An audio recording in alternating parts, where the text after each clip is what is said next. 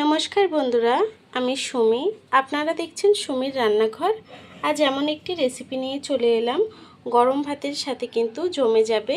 আজকের রেসিপি ভেটকি মাছ ও পাবদা মাছ দিয়ে দারুণ মজার এই রেসিপিটি। চলুন তাহলে এই দারুণ রেসিপিটি দেখে নেওয়া যাক। তার আগে আমার ভিডিওটি যদি ভালো লেগে থাকে চ্যানেলটাকে সাবস্ক্রাইব করতে ভুলবেন না। চলুন তাহলে রেসিপিটি শুরু করা যাক। রান্নাটি করার জন্য কড়াইটি বসিয়ে নিয়েছি। কড়াইটি গরম হয়ে গেছে, দিয়ে দেব সর্ষের তেল। রান্নাটি আমি সর্ষের তেলেই করব। প্রথমে মাছটিকে ভেজে নেব। তেলটি গরম হয়ে গেছে, প্রথমেই আমি ভেটকি মাছটি ভেজে নেব।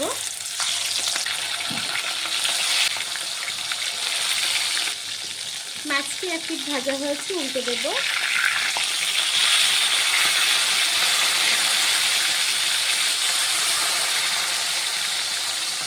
মাছটি ভাজা হয়ে গেছে, নামিয়ে নেব।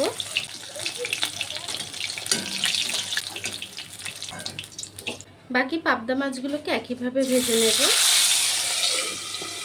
মাছটি খুব ছোটো, তার জন্য আমি ঢেকে ঢেকে ভেজে নেব। মাছটি এক পিঠ ভাজা হয়ে গেছে, উল্টে দেব।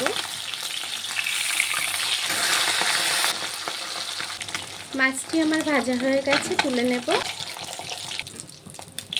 এই তেলের মধ্যে দিয়ে দেব কিছুটা কালো জিরে ফোড়ন, দিয়ে দেব পেঁয়াজ বাটা,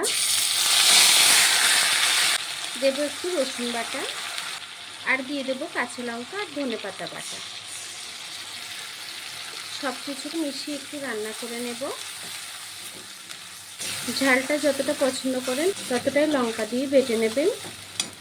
দেব সামান্য একটু হলুদ গুঁড়ো, দেব স্বাদ মতো নুন। সব কিছুকে আবারও একটু নেড়ে ছেড়ে আমি দিয়ে দেব জল,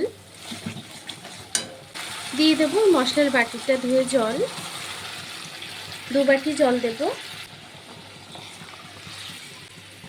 এখন একটু নেড়ে ছেড়ে আমি ঢাকা দিয়ে দেব। তরকারিটিকে ঢাকা দিয়ে দেব। তরকারির ঝোলটা ফুটে গেছে, এখন আমি মাছগুলি দিয়ে দেব। যে মাছটিকে ভেজে রেখেছি দিয়ে দেব। আপনারা কিন্তু যে কোনো কাঁচা মাছও এই রান্নাটি করতে পারেন।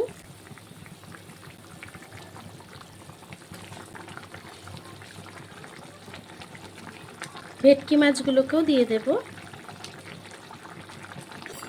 দিয়ে আমি আবারও একটু নেড়ে ছেড়ে দেব, যাতে মাছের মধ্যে তেল মশলাটি ভালোভাবে চলে যায়। ওপর থেকে দিয়ে দেব 3টে চেরা কাঁচা লঙ্কা, দিয়ে আবারও আমি ঢেকে রান্না করে নেব। আমি আবারও একটু নেড়ে ছেড়ে দেব, দিয়ে আরও 1-2 মিনিট তরকারিটিকে রান্না করে নেব। দেখুন আমার তরকারিটি কিন্তু হয়ে গেছে। আপনারা যদি ঝোল একটু কমাতে চান আরও কিছুক্ষণ রান্না করে নিতে পারেন। আমি এই সময় গ্যাসটিকে বন্ধ করে দেব। ভাতের সাথে কিন্তু খাওয়ার জন্য একটু গ্রেভি দরকার হয়। এখন আমি গ্যাসটি বন্ধ করে দেব। তরকারিটিকে এখন নামিয়ে নেব।